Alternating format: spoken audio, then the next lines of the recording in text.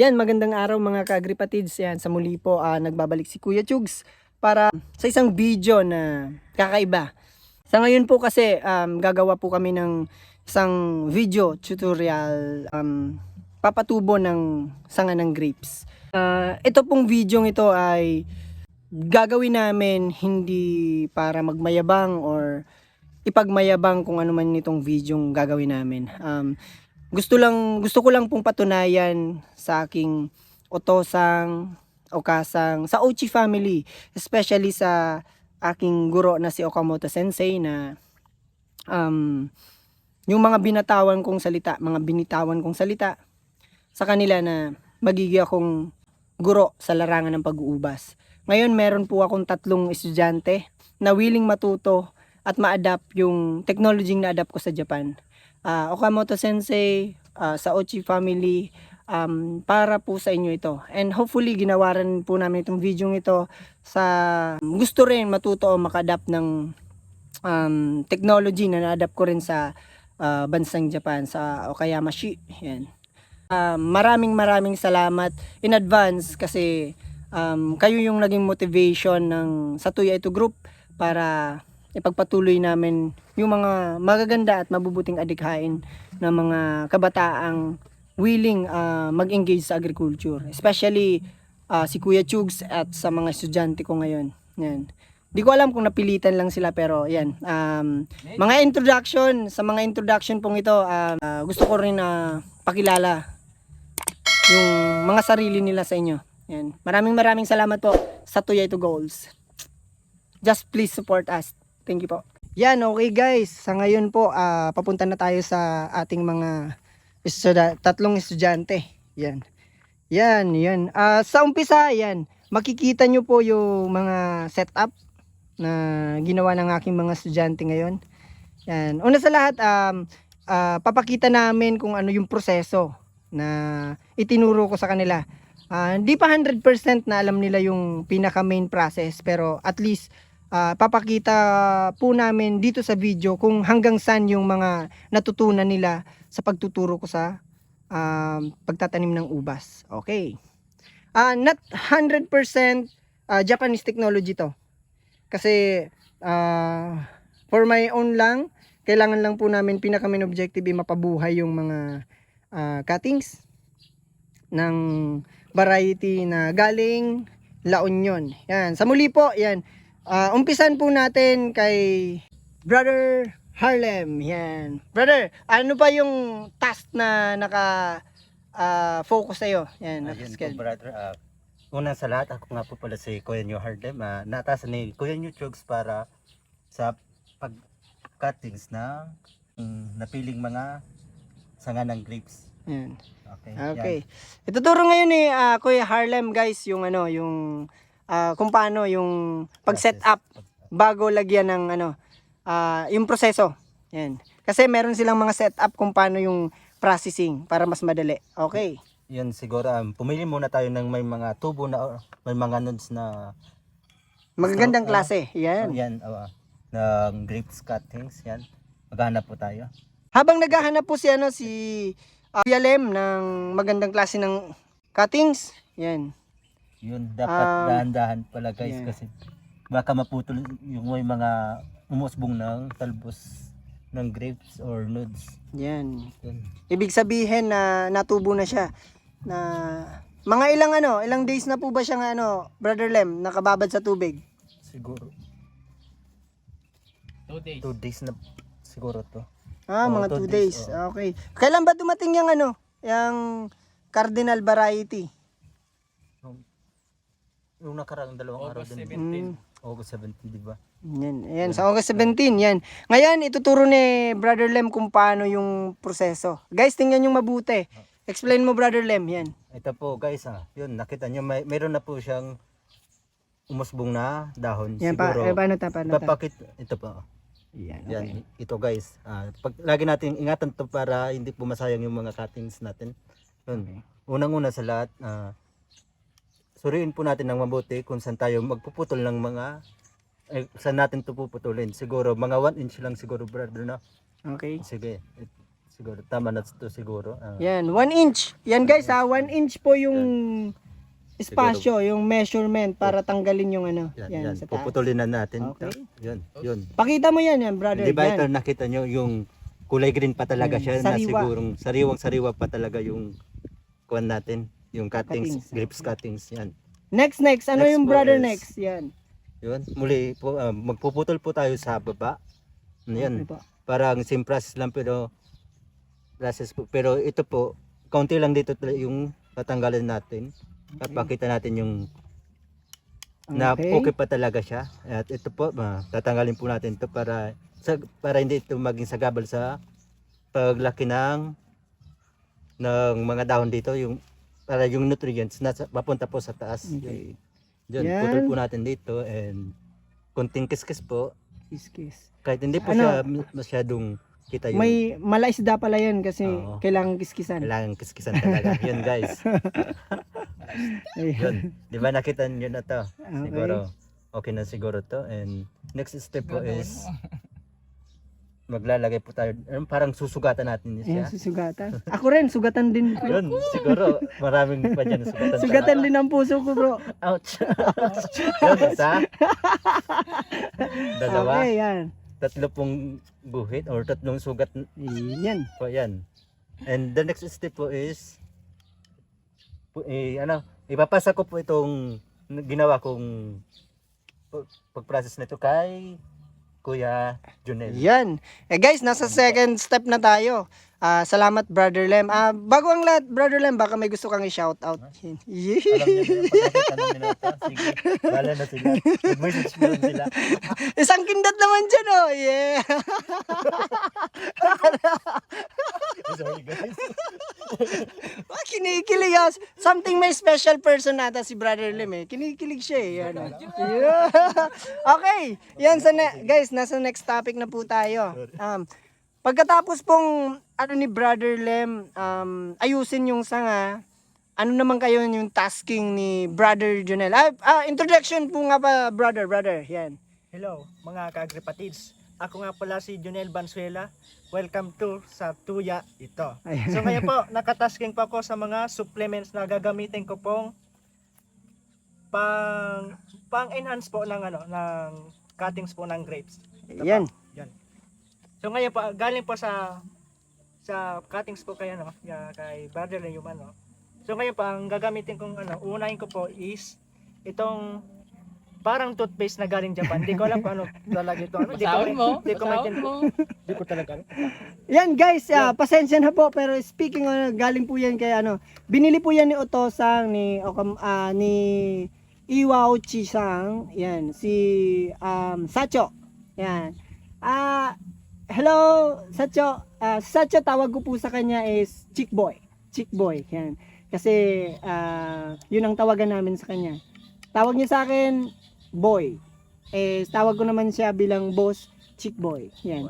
Ngayon, ito po yung in-explain ni Brother Junel. Pasensya na po kung pero mostly po Naka-Japanese stance. yun, po siya eh. Japanese, And sa ngayon, gusto kong explain ni Junel kung paano gamitin yung gamot na yan sa grapes cutting. Okay, Junel? Okay po. Continue. Sige po. First po, sige, kukuha po tayo ng itong tinatawag na galing po sa Japan na toothpaste. Toothpaste po. Toothpaste talaga. Baka Pero mapagalitan ako. paggamit- Baka mapagalitan ako yung Otosang. Huwag kayong isip na toothpaste po ito, pero ginagamit po ito sa Kalimutan mga lang talaga. cuttings po. Pero explain ko kung paano. Ito. Yan. Yeah, ito ang gagawin ko. First po, ganito. Lalapat po yung kulay orange po dito sa bagong cuttings. Yan, okay. Parang Dapat na lapat toothpaste. po na walang sobra sa pinagkatingan. Okay. Pakita mo, brother. Pakita mo. Ano mo sa ating mga viewers. Yan o. Yan. Ayan, okay po. Wait lang ha. Ano lang natin. Okay. Dapat, Ayan po. Pogi ka pala bro pag ano. Ayan. Yan. Okay na. And after that, yan. Bakit linalagyan yan, brother? Yan. okay. Ang purpose po nito ng parang toothpaste na galing po sa Japan is para yung nutrients po na galing sa yung nutrients po mapapunta po sa nodes na papausbong na bagong leaves po sa ano, tapos iwas po sa kabulok ano sa microorganism Bad microorganism. bad Yan. microorganism na Yan. lalapat po sa bagong cuttings. Ayan. Yan Guys, po. ayan.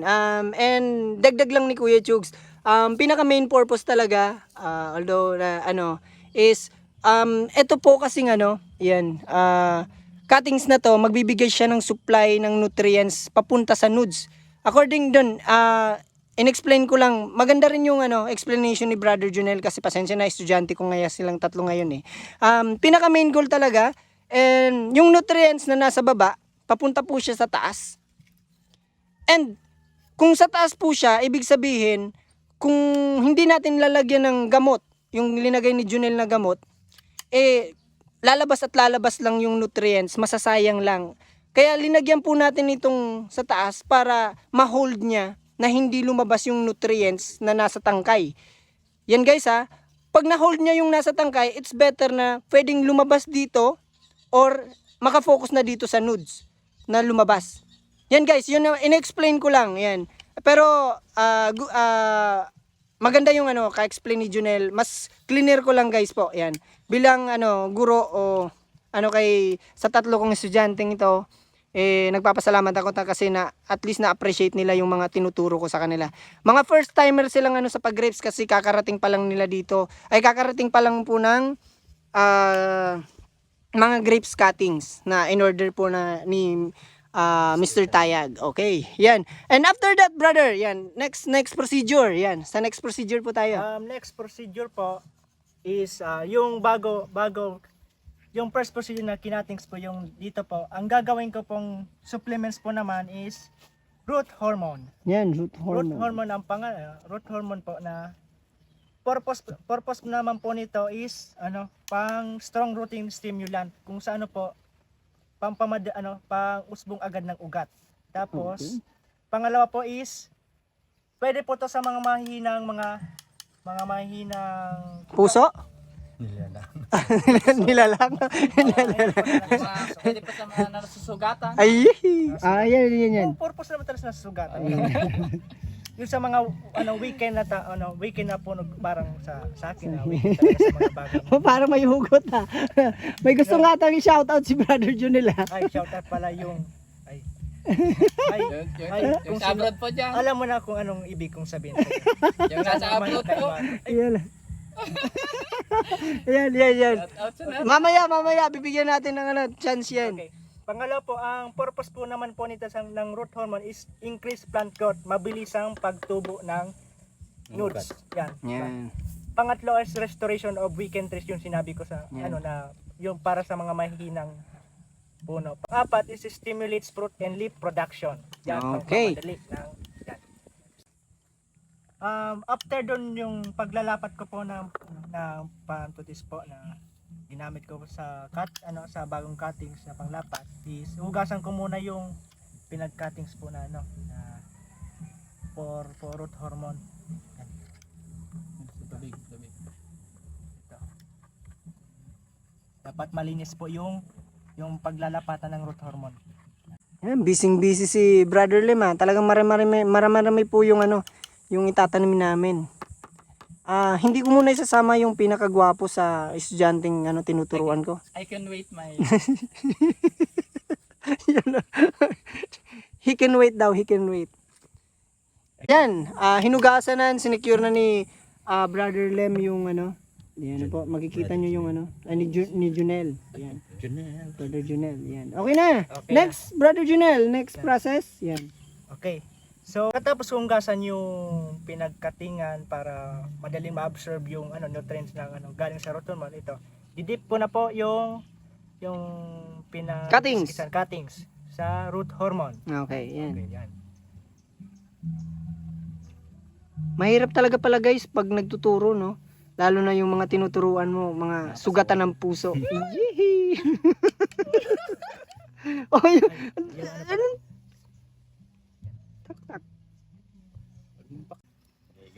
Ito. Sa ngayon po yung pagkatapos po ng pagdidip ng root hormone sa pinagkatingan pong grapes, ililipat ko na po kung paano po itanim yung grapes. Okay. Pero ipapakilala ko si John Louis de Castro. Siya po ang nakatoka po for planting ng cane cuttings. Grabe, ang babait ng mga estudyante ko. Okay. Maraming salamat po sa inyong dalawa, Mr. Harlim at Mr. Junel Bansuela. It's my turn. Kaya nga pala, mapakilala po muna ako. Ako nga po pala si John Louis Bilaos de Castro. Ayun, oh. Okay po, ito po ang aking task naman. Ilalagay ko po itong... Pero brother, may tanong ako. Kanina ka pa naglalaro ng buhangin dyan. Ano ba yung ano? Relax. Okay, Just wait- just wait for pasensya a na, while. pasensya na. Okay, ito po muna. Yan, ganyan po. Okay, wait lang. Tingnan natin. Focus Yan. with me. Focus with me. Okay, yan. Pasensya na, pinapagalitan yung guro Actually, tinuturuan ko lang sila. Hindi naman talaga ako guro, pero gusto ko talagang patunayan kay... O, ganito po. Yan. Ilagay natin. Yan. Pagkatapos natin mapatayo, iangat po natin yung... Ang galing mo magpatayo Iyan. Yan. Tapos lagyan po natin ng... Hinalo natin na soil. Mamaya nyo na po alamin kung anong klaseng soil yan. Kasi nakapokus po ako para mabuhay na po yung ating tinanim. Yan, ganyan. Anong variety ba yung tinatanim mo, bro? Known as Cardinal. Cardinal. Wow, galing From La Union. La Union. Okay. Better luck next time. Makakapunta rin kami doon. Okay po, ganito na po. Almost done na po yung ating transplant. Yan, pakita mo sa Ganyan po ang tamang proseso po ng pagtatanim. Yan. Press po natin ng konti I-press. para Konti lang ba? konti lang. Konti na medyo malalim. Yan, para medyo matigas siya, hindi siya Yan. pag diniligas Ano siya. ba yung purpose? Bakit diniidi na ng sobra? Para po kumapit po siya sa pag-anuhan ng ugat niya. Okay. Yan, para makatayo na rin ng maayos. Maganda tingnan. Dagdagan pa po natin ng Isang konti. gindat naman dyan, brother. Ayan Okay, ito na po yung ating Finished product. Yan. Pwede nang benta yan? Pwede na po pag nagsopang na. Sopang. Bawal. Nagsopang. Ano yung nagsopang Ayaw na? na gano'n na. Pwede na po. Okay naman, dito naman proceed po tayo dito sa ating ginamit na Ayan. soil. Yan Ito po is 50% garden soil. 50% garden soil. And then 35% carbonized rice hull. Yan. Pakita mo naman, brother. Ito yung item. Pwede bang kainin yan? Better luck. And then 15% rice hull. Yan. Yan Ayan. po. Actually sa ngayon po, yun pa lang po ang available namin. Sa masunod po, abangan niyo po kami. Sa susunod. Po. Ayan. Mas marami pa, mas maganda pang mix Mixture. soil. Ayan. Organic soil. Yan. Okay. Nga pala, shout out po sa kapamilya ko dyan, sa Mindoro, sa mga kamag-anak ko, sa mga kabarkada ko, and then sa kay Panea. Ayun. Sana. Paano yung tawag ng aso? Yan. Yan sa muli po, guys. Maraming salamat. Continuation po yung may pa-shoutout ata. Yan. Yung di ba kanina yung sa simula nag-cutting ako at nilalagyan ko ng sugat. Yan, Yung sugat. cuttings natin ng kwan at dinamitan po nito ng root Hormone. hormones. Siguro po yun. Explain ko din po ulit kasi kung bakit ko to nilagyan ng sugat. Yun, siguro para ma-absorb nila yung nutrients galing dito sa ginamit natin na gamot para sa halaman. Yung tatlong may sugat dito para mas mabilis nilang ma-absorb at Masipsip. para madali at makita natin kung maganda yung tubo ng Para mabilis makamove on. mga dahon. Yun po yung purpose, guys. Nakalimutan lang namin kanina na sabay po. Yun. Okay, maraming Ganyan salamat. talaga yung Yan. tumatanda na, nakakalimot na. Yan. Actually, ang babata po na namin Ang babata pa po namin. Mga estudyante ko to, yan. Ang babata pa na. Pinakamatanda lang ata yung last na nag-explain. No. No. Yan guys, sa muli po, explain ulit ni Kuya Chugs para mas maganda na dagdag tip po yung pinaka main purpose din po ng ng ginawa ni Brother Louie is 11 days po, sa 11 days po na after na maitanim po ito, sa 11 days pong yon mag-start din po yung paglabas ng ugat ng cuttings natin. And after that, sa 11 days na yun, mag-start yung paglabas ng ugat, kailangan hindi po siya magalaw o mauga. Kasi pag nauga po siya, babalik to 0. Kakount ka ulit po ng 1 to 11 days para mag-ugat ulit po siya. Kaya medyo sensitibo po ang pagpapaugat ng grapes during 11 days to 18 days. Kasi 11 to 18 days naman po, simula 11 days hanggang 18 days po, yun na po yung paglalabas niya ng mga ugat. Yan, karagdagan lang technology po na inano po ni Kuya Chugs. Pero sa Japan naman po, sa Japan technology po, based din po sa napag-aralan ko at tinuro ni Iwao Chisang, si Sacho at ang aking sensei, Budo teacher sa Okayama, si Okamoto Sensei po. According po sa kanya, 2 weeks po maglalabas na ng ugat ang grapes cutting po. Yan. Yun po, yun yung karagdagan na information na maibibigay ko po. Yan.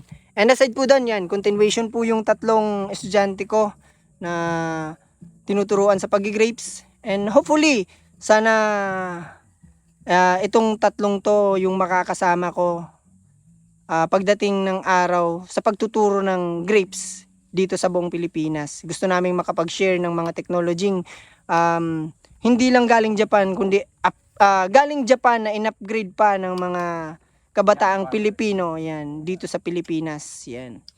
Guys, yan, muli po, maraming salamat po, and hopefully, sana, please support our page, YouTube channel, and Instagram, TikTok, o ano pa man, whatever, yan. Maraming salamat po sa Tuya Ito Group, sa Tuya Ito Challenge, yan yung, and kung sakali man po na may mga katanungan po kayo regard sa grapes and strawberries, yan, pwede namin yan magawa ng video or something, ano pa man, just comment po and comment lang po sa aming social media account, sa page and YouTube channel.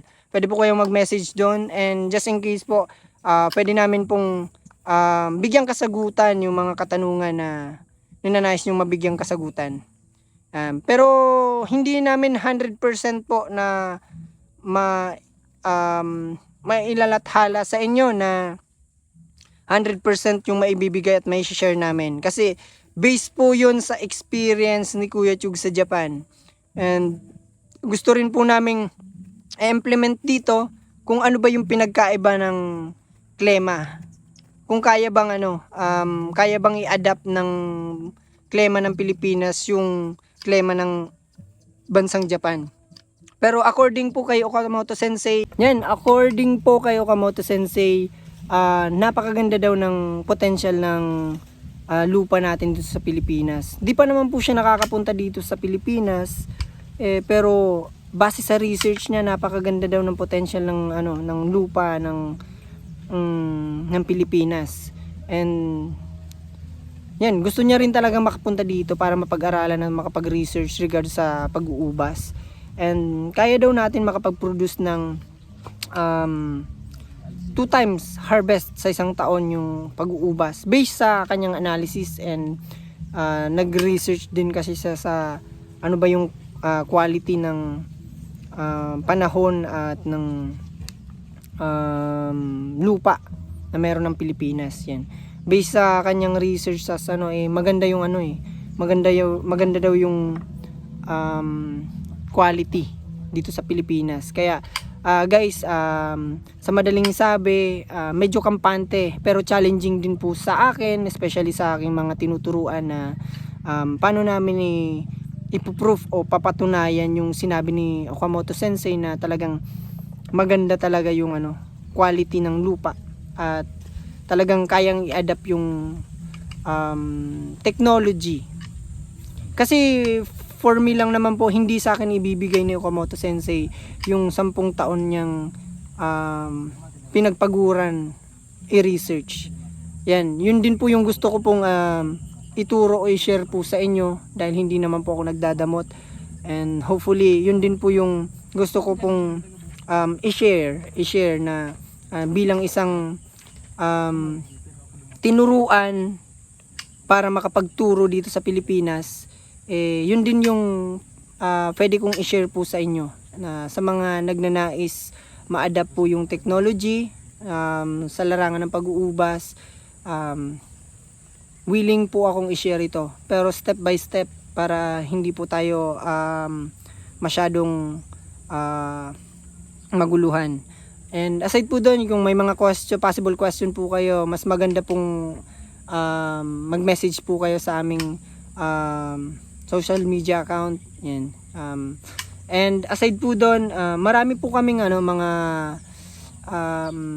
research na ginagawa rin para mas i-level up pa po yung mga technology na adapt namin. Yan. Abangan nyo rin po sana yung yung paano namin gawing kakaiba yung farm na sineset up namin ngayon dito. Nasa Tayag Farm po kami from Carolina, ayan, Zone 3, Carolina, Nagas City. Yan. And yan, sa mga willing pong matuto, antabay lang po kayo sa aming mga sa social media account. And yan, marami pa akong gustong sabihin pero hindi na muna ngayon kasi baka kasi ma-overcome lang ako, ma-overwhelm. Kailangan ko mag-focus kasi yun, yung ginagawa kasi namin yun, isa na rin po sa challenge namin. The more na kung anong ginagawa po namin dito sa farm, gusto namin ma-implement agad sa inyo kasi sa Tuya2 Group, Sustainable Agriculture and Appropriate Technology Undertaking for Youth for Advanced Interactive Tutorial Online. Yan. Gusto namin na kahit di man kayo makapunta personal dito sa farm, at least may social media account kami, makapag share po kami kung ano man po yung mga possible question nyo. Regards po sa strawberry and grapes po, may share po kami doon. Pero sa iba pang mga high value crops, yan, willing po kami pag-aralan po yun. Kaya yan guys, maraming salamat po, and shout out din po pala sa Guevara family, especially kay Jose Guevara, Lorna Guevara, Jennifer Guevara sa ate ko, at kay Utol, yan, kay Mano, Ariston Guevara, yan. Kayo po yung mga yung inspirasyon ko at yung pinaka motivation ko para pagpatuloy yung pagpa-farm ko. Yan, maraming salamat po, and yan, sa muli po maraming salamat po, and salamat po sa pagsuporta.